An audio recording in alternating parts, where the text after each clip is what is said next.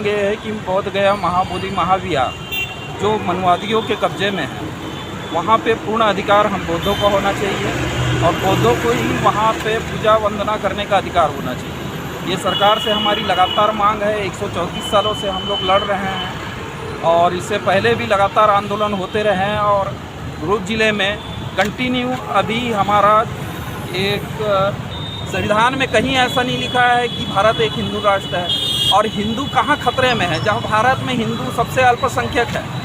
85% तो हमारे ST SC Buddhist लोग हैं, वो OBC लोग हैं, मुसलमान लोग हैं, ईसाई लोग हैं। तो यहाँ पे हिंदुओं की संख्या तो सबसे कम है। तो हिंदू राष्ट्र को कहाँ से समस्या पैदा हो रही है और हिंदू कहाँ खतरे में है? तो ये जैसे कि आप बताएं कि अभी तक एक भी गैर बौद्ध मतलब बौद्धिस्ट डीएम अभी तक नहीं आया। कोई भी अगर मान लीजिए माइनॉरिटीज़ भी अगर गया तो उसको भगा दिया गया है। तो यदि ऐसी कंडीशन में अगर मान लो गैर बौद्ध लोग ज़्यादा रहेंगे वहाँ पर तो फैसला अपने हक में लेंगे। दूसरी बात, महाबोधि महाविहार में बुद्ध के संदेश के विपरीत काम किया जाता है, क्योंकि बौद्ध गया में तथागत गौतम बुद्ध को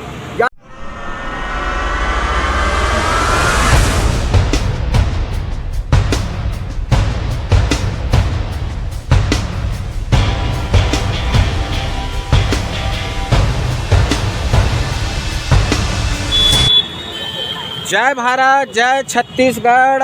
दर्शकों, साथियों, इस वक्त जो है हम लोग दुर्ग में हैं। छत्तीसगढ़ ज़िला में जो है एक बड़ा शहर है, वहाँ पर हैं और देखते हैं कि आखिर ये जो महाबोधि को लेकर के जो है लगातार आंदोलन चल रहा है, देश भर में चल रहा है और इनकी क्या मांगे हैं, क्या इन लोगों का सोच है, विचार है, क्या चाहते हैं अगर भारत सरकारों से।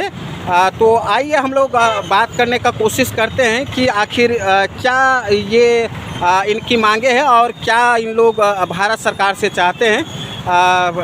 बताइए क्या है आप लोगों का मांग। मैं सुदेश कुमार बौद्ध। हम लोग की मांग ये है कि बोध गया महाबोधि महाविहार जो मनुवादियों के कब्जे में है, वहाँ पे पूर्ण अधिकार हम बौद्धों को होना चाहिए और बौद्धों को ही वहाँ पे पूजा वंदना करने का अधिकार होना चाहिए। ये सरकार से हमारी लगातार मांग है। 134 सालों से हम लोग लड़ रहे हैं और इससे पहले भी लगातार आंदोलन होते रहे हैं और दुर्ग ज़िले में कंटिन्यू अभी हमारा एक 40 दिन करीब हो चुके हैं, लगातार हम लोग धरने पे हैं। इससे पहले 1 महीने तक हमने यहाँ पे धरना दिया था,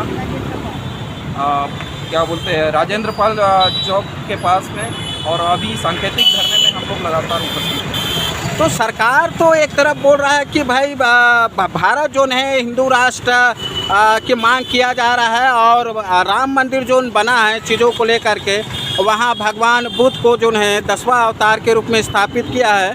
तो इसमें क्या दिक्कत है और क्या आपत्ति है?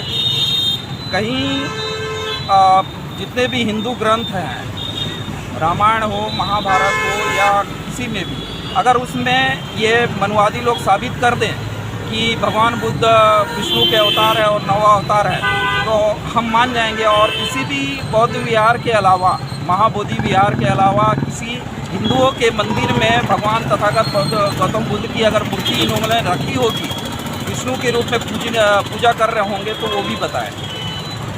तो आप लोग जैसे कि बोलते हो कि आप थोड़ा से बताइए कि हिंदू राष्ट्र होते हुए भी चीज़ों को लेकर के भारत में संविधान है, कानून है, कायदा है, तमाम चीज़ें हैं, इसके बाद में भी हिंदुत्व संगठन को क्यों लगता है कि भारत खतरे में? इसके पीछे की राजनीतिक मंशा क्या है, आप थोड़ा से बताइए। कहाँ हिंदू राष्ट्र है, आप बताइए। भारत एक धर्मनिरपेक्ष राष्ट्र है। यहाँ पे सभी धर्मों को समान अधिकार दिया गया है, सभी वर्ग के लोगों को समान अधिकार दिया गया है, सभी को समानता का अधिकार दिया गया है। संविधान में कहीं ऐसा नहीं लिखा है कि भारत एक हिंदू राष्ट्र है। और हिंदू कहाँ खतरे में है, जहाँ भारत में हिंदू सबसे अल्पसंख्यक है। 85% तो हमारे ST SC बौद्धिस्ट लोग हैं, वो OBC लोग हैं, मुसलमान लोग हैं, ईसाई लोग हैं। तो यहाँ पे हिंदुओं की संख्या तो सबसे कम है। तो हिंदू राष्ट्र को कहाँ से समस्या पैदा हो रही है और हिंदू कहाँ खतरे में है? तो ये जैसे कि आप बताएं कि SC ST का जो बात किए हैं तो एक तरफ हम लोग छत्तीसगढ़ में देख रहे हैं कि ईसाई धर्मांतरण के नाम पर और तमाम प्रकार के SC ST को जो है अलग अलग संगठनों में जा करके जो झंडा बरदार कर रहे हैं, इसको कैसे बौद्धिस्ट संगठन जो है उसको कैसे एक रूपता लाएगा और एक मंच पर ला करके ये जो भारत में जो धर्मनिरपेक्ष का जो बात आ रहा है इसको कैसे आप ठीक करेंगे, तो थोड़ा से बताइए आप लोग। भारत में सभी वर्ग के लोगों को किसी भी धर्म में जाने की स्वेच्छा से छूट है। उसे जो पसंद आता है, जो धर्म पसंद आता है उसमें वो जा सकता है। संविधान के में ये बात रखी गई है और किसी को ऊपर कोई दबाव नहीं है। अगर किसी धर्म में कोई दबाव है, अछूत माना जाता है, उसको नीच माना जाता है, तो वो उस धर्म में क्यों रहेगा। जहाँ समानता मिलेगा, जहाँ पे सम्मान मिलेगा, उस धर्म में वो व्यक्ति जाएगा। तो इसमें कोई संकोच नहीं करना चाहिए कि यहाँ पे कन्वर्टेड हो रहे हैं या कुछ हो रहे हैं। वो तो स्वाभाविक सी बात है कि आपका अगर अपमान होगा तो वो स्वाभाविक है कि दूसरे धर्म में जाएगा जहाँ उसको सम्मान मिलेगा। ताई हमारे साथ है, उनका आप ले सकते हैं, ताई से सवाल कर सकते हैं। बताइए क्या है फिर आगे का, अगर सरकार लगातार ये हम लोग देख रहे हैं लगातार लंबा समय से ये मांग बौद्धिस्ट जो बौद्ध विहार है उसको सुपुर्द किया जाए बौद्ध समुदाय को लेकर के, तो आगे क्या रणनीति है सरकार का? भी कोई पॉजिटिव चीज़ तो नज़र नहीं आ रहा है, क्या है आप लोगों के? देखिए, सबसे पहले मैं आपके चैनल को मैं धन्यवाद देना चाहूँगा कि आप सच्चाई की राह पर आप चल रहे हैं और सच्चाई को दिखाना चाहते हैं। दूसरी बात मैं बताना चाहूँगा, महाबोधि महाविहार जो कि बौद्ध गया में है, वहाँ पर बौद्ध विहार हमारा महाबोधि, वहाँ पर BTMC एक्ट 1949 लगा हुआ है। मैं आपको बता दूँ, BTMC एक्ट 1949 को हम काला कानून कहते हैं।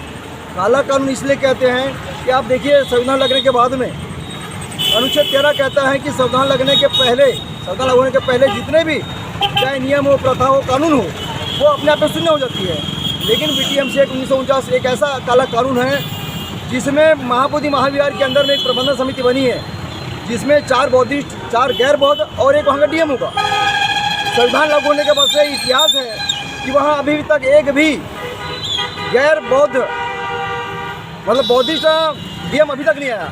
कोई भी अगर मान लीजिए माइनॉरिटीज़ भी अगर गया तो उसको भगा दिया गया है। तो यदि ऐसी कंडीशन में अगर मान लो गैर बौद्ध लोग ज़्यादा रहेंगे वहाँ पर, तो फैसला अपने हक में लेंगे। दूसरी बात, महाबोधि महाविहार में बुद्ध के संदेश के विपरीत काम किया जाता है, क्योंकि बौद्ध गया में तथागत गौतम बुद्ध को ज्ञान की प्राप्ति हुई, तो वहाँ बुद्ध का संदेश फैलना चाहिए, बुद्ध की शिक्षाओं का विस्तार होना चाहिए। लेकिन वहाँ पर बुद्ध के शिक्षाओं का विपरीत किया जाता है, वहाँ पर कर्मांड किया जाता है। देखिए, यह इतिहास जो है 132 सालों से चल रहा है, हम लगातार मांग कर रहे हैं। और आपको बता दूँ, अभी इस देश का ही बौद्ध नहीं और विश्व के सारे बौद्धिस्ट लोग जो है जागृत हो चुके हैं। सभी लोग एक साथ आवाज़ उठा रहे हैं कि जल्द से जल्द यहाँ की बिहार सरकार और केंद्र की सरकार BTMC 1949 निरस्त करे और महाबोधि महाविहार का संपूर्ण संचालन बौद्धों के हाथ में दे। और यदि ऐसा नहीं होता है, मैं आपके माध्यम से बता दूं, यदि ऐसा नहीं होता है तो इस देश के संपूर्ण बौद्धिस्ट रोड की लड़ाई लड़ेंगे। और आपको मैं बता दूं साथियों, क्योंकि हमारे ही पूर्वज हैं जिन्होंने 1818 की क्रांति की थी। अगर समय आया तो 1818 की क्रांति भी दोहराई जाएगी यहाँ पर, और जिसकी पूरी जवाबदारी किसी भी प्रकार का हित होता है शासन प्रशासन की होगी।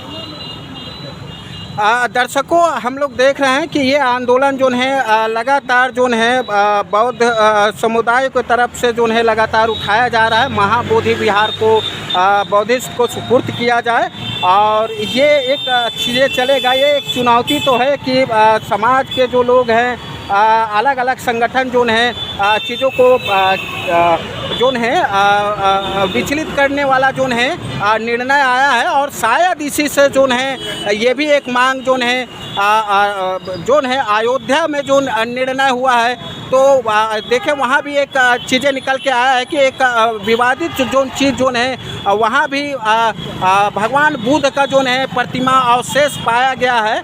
तो ये एक मांग तो चलते रहेगा। चीज़ों को देखना है कि आखिर इनका जो है राजनीतिक स्वरूप क्या होगा, इनका सामाजिक और ये तमाम चीज़ों को लेकर के क्या रूपरेखा बनेगा, ये आने वाला समय हम लोगों को बताएगा। दर्शकों, अगर हमारा चैनल आपको पसंद और लाइक है तो आप हमारा चैनल मनोज कोसरे ऑफिशियल को लाइक करें, शेयर करें, कमेंट करें।